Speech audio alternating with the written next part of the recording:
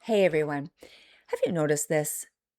We have so much information, right? We have more information than any generation in human history.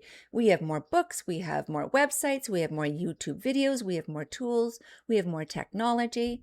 And if you want to learn gardening, food preservation, homesteading, raising livestock, collecting rainwater, any preparedness skill imaginable, the information is out there. And yet, sometimes it just feels harder than ever to become self reliant. And I've been thinking about this lately because this year we're in a new environment. So we planted about 45 tomato and pepper plants. And we have a fairly large garden this year compared to previous years. We're learning, we're experimenting, we've made a few mistakes, we're trying new things. And yet now we're already dealing with water restrictions. And then at the same time, the food costs are continuing to rise. Farmers and small producers, they're facing challenges. And it just got me thinking, how can we have more knowledge, more tools, and more technology than ever before? And yet it still feels like self-reliance is becoming more difficult. And then I think, like, when people think about self-reliance, they often imagine complete independence. Got to grow your own food, collect your own water, produce your own power. You don't need nobody for nothing. But I wonder if that's the wrong goal. I wonder because every gardener, every farmer, every homesteader, every prepper, they still operate within a larger system, like weather, water, economics, infrastructure. And the reality is that self-reliance has never really happened in a vacuum, right? And maybe that's something that we've kind of forgotten. And I think that there's a couple obvious reasons. Like the first one is almost everything costs more than it did just a few years ago. Seeds, tools, fuel, feed, equipment. Most people, they can grow food. The challenge is doing it affordably and consistently. And so if you've been gardening or homesteading for any length of time, you have probably felt this yourself as well. And then I think, like, the second reason, and it's probably one of the hardest lessons to learn, is that you can do everything right, but you can still have setbacks like a drought, a late frost, pest, disease, flooding, wildfire smoke, crop failures. And sometimes the challenge isn't what you're doing, it's just what happens around you. I mean, that's just the reality.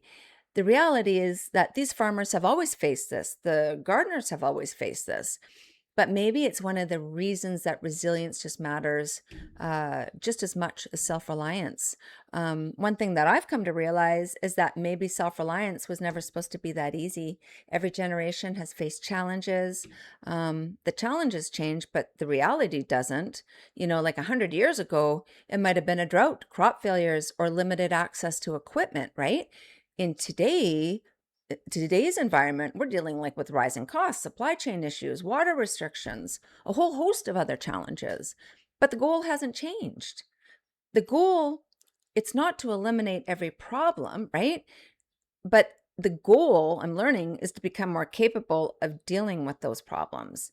And maybe that's really what preparedness is all about, right? There is good news though, because the good news is that we don't have to figure out everything ourselves. We can learn from people who have already made the mistakes. We can learn from people who have already solved the problems. And honestly, I think that that's one of the reasons that I remain optimistic, because every year I see more people starting gardens. I see more people learning skills, including myself, preserving food and becoming more involved in their local communities. And that to me is really encouraging. And not because people are preparing for the end of the world. I think that that used to be my mindset in 2020 when I woke up and I was really shook, right? I was like, oh, it's doomsday. I got to get on this preparedness bandwagon. But as I've become more prepared, I realize it's not about the end of the world. I'm just looking for a little bit more resilience and a little bit more control over our lives. And I think that that's what the rest of you are looking for as well. And this is honestly, it's one of the things that gives me hope. And I think one of the biggest advantages, pardon me, we have today is the ability to learn from other people. Gardeners can learn from gardeners, homesteaders can learn from homesteaders, farmers can learn from farmers, and preppers can learn from preppers. And I think like a mistake that takes one person years to figure out can sometimes be avoided entirely by learning from someone who has already been through it. And again, that is one of the reasons that we have built our platform prepping communities, not because we have all the answers. Surely we do not. Um, but no single person does. And if you haven't joined and you are interested in preparedness, there are like more than 10,000 preparedness postings available, completely free. When you join, the resources are there. And what's really cool is that the topics, they range from everything like natural health and herbal remedies, emergency medicine, food storage, water preparedness, communications to homesteading, gardening, off-grid living, emergency planning, and even practical guides like building a slow sand filter for off-grid living. The goal is not to just provide information to you. The goal is to help people, for people to go to a platform, a space where they can learn, share ideas, ask questions, and just become a little bit more capable than they were yesterday. Because again, I am learning preparedness. It is not just about supplies. It is also about knowledge. And sometimes it's about learning from someone else's experience before you have to learn the lesson yourself. And when you join, membership is completely free. And so that's really what I wanted to talk about today, because I've been thinking about this a lot, like resilience, self-reliance, dealing with problems as they come up, because it can be incredibly frustrating when you're trying to do everything right. We're living in some tough times, but I know that we can get through it. And again, yeah, we got to be resilient and we got to be self-reliant. And every little step that we take towards doing that just gives us a little bit more control. So before we wrap up, if you enjoy like the posting library on prepping communities, please check out Prepper Offline as well. It's our searchable offline preparedness website containing all of those preparedness resources.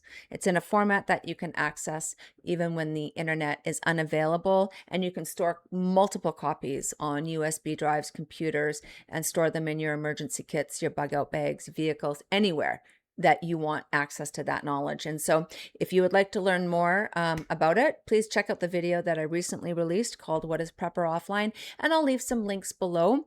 So before you go, please let me ask you this. Do you think self-reliance is getting harder?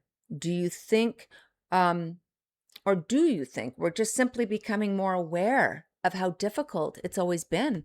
And what's one thing that you've done in the last year that has made you more self-reliant? Like maybe you started a garden, maybe you learned a new skill, stored more water, preserved food, joined a preparedness group, or just simply became more aware of your dependencies. I would genuinely love to hear your thoughts. Leave a comment below. Let's discuss it, because I am learning preparedness. I am a perfectionist, but it is not about being perfect. It's just about becoming a little bit more capable this year than you were last year. So until tomorrow, until the next video, stay prepared, stay informed. Thanks for spending some time with me today, and I'll see you in the next one.